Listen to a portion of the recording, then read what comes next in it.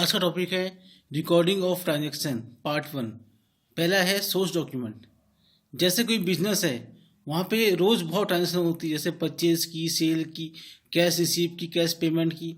तो इसे एक डॉक्यूमेंट में लिखा जाता है, तो ये एक एविडेंस बन जाता है। इसे सोर्स डॉक्यूमेंट कहते हैं। अब मीनिंग देखो, in a business various transaction are made every day such as sale and purchase of goods and services, payment or receipt of cash. All these financial transactions are recorded in the book of account, are usually evidenced by an appropriate document. The document which provide evidence of transaction is called source document, voucher or supporting document. Source documents are of prime importance as they are the evidence of the business transaction, which provide information about nature of transaction, party involved, date and the amount involved in it. Example of sources: documents are bill of purchase, invoice for sale, debit and credit note. The most common source document are as follows. First है cash memo. Cash memo में क्या होता है, जो भी cell करते हैं हम कैश में करते हैं, तो ये बायर के लिए भी और सेलर के लिए भी एविडेंस है। A cash memo is a document that serves as a proof of cash transaction between a buyer and a seller. It is typically issued by the seller to the buyer as a receipt for the payment made. A cash memo usually contains the following detail. अब देखते हैं कुछ detail है। First है date of transaction, फिर है name and address of the seller, name and address of the buyer, description of the goods or service sold, quantity and price of the goods or services, total amount paid, signature of the seller। ये सब लिखा होता है cash memo में। Second है invoice और bill. इसमें क्या होता है,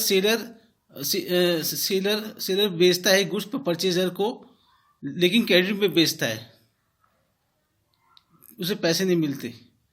तो ये क्या है मीनिंग देखो, an invoice is a commercial document that is seller issue to buyer for goods sold against credit, specifying the product quantity and price of the goods or services sold. It serves as a request for payment and provide a detailed account of transaction. इसकी जो original copy होती है वो तो purchaser के पास जाती है, और जो डुप्लीकेट कॉपी होती है सेलर के पास होती है आगे रेफरेंस के लिए। उसे भी अकाउंट क्रिएट करना पड़ता है अपना। इस वजह से a typical invoice include the following information. First है seller name address and contact detail, buyer name address and contact detail, a unique invoice number होता है उस पर, the date the invoice was issued, a detail description of the product और service sold, the quantity of each product और services along with the unit price, the total amount due including tax and any other charges, the payment term including the payment method, due date, any late payment fees. Ninth है any relevant tax information such as tax rate and amount. Third है पे in slip. ये क्या होता है पे in slip? जैसे हम बैंक में जाते हैं, वहाँ हम यदि कैश डिपॉजिट करना पड़ता है या चेक डिपॉजिट करना पड़ता है, तो हम इसका यूज़ करते हैं पे इन स्लिप का।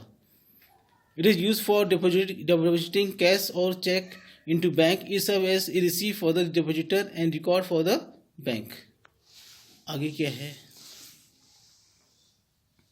ए typical pay in slip includes the following information: depositor name and address, bank account number, amount deposited, date of deposit, depositor signature. Fourth है चेक। चेक क्या होता है, जैसे मैंने एक चेक सोहन के नाम किया है, तो मैं डॉबर हूँगा और वो हो जाएगा पेई। वो बैंक में जाएगा, चेक दिखाएगा, और बैंक पहले वेरीफाई करेगी मेरे बैंक से कि ये चेक जो भी वेरीफाई करना है उसे, फिर उसे पैसे मिलेंगे। ये होता है चेक। ये cheque is a financial document date out an individual और business to instruct the bank to pay a specific amount of money to recipient. Component of a cheque: the date cheque is written, payee the person of business receiving the payment, payee उसे कहते हैं। Amount the amount of money being paid, written in both number and words. Drawer signature, इसमें drawer के signature होंगे, जो भी draw करेगा cheque. The signature of the person writing the cheque. Drawer name and address, check number, a unique number assigned to the check. Bank name and branch, the name and branch of the bank on which the check is drawn. तो आज का topic यहीं ख़त्म होता है. यदि मेरा topic आपको इन्फॉर्मेटिव लगा हो तो चैनल सब्सक्राइब कर लेना और लाइक दबा देना. थैंक्स.